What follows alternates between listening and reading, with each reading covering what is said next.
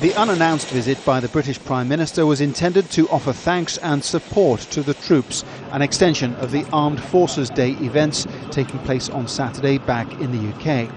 444 British service personnel have been killed in Afghanistan, and at Camp Bastion military base in Helmand province, Mr Cameron paused in contemplation, reading their names on a remembrance wall. Now, with the NATO forces due to withdraw by next year, peace talks are a top priority. We want to make sure that the politics in Afghanistan enable everyone in Afghanistan to play a role in the future of their country.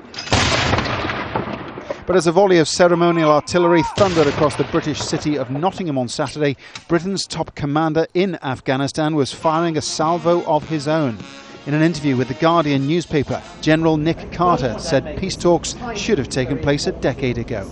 Back in 2002, he said, the Taliban were on the run. I think that at that stage, if we had been very prescient, we might have spotted that a final political solution would have involved getting all Afghans to sit at the table.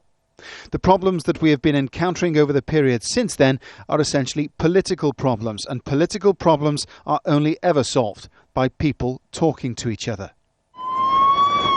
A resurgent Taliban has launched a series of deadly attacks in the heart of Kabul in recent months. It could have been so different.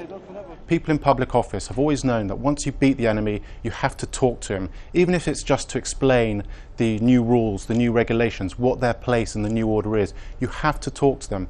And the fact that they excluded the Taliban from the Bonn conference was a serious mistake, the ramifications of which continue today.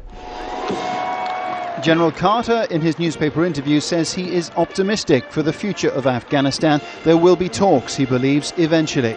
And as Britons show their appreciation for the armed services this weekend, the return of UK troops from Afghanistan cannot come too soon for many.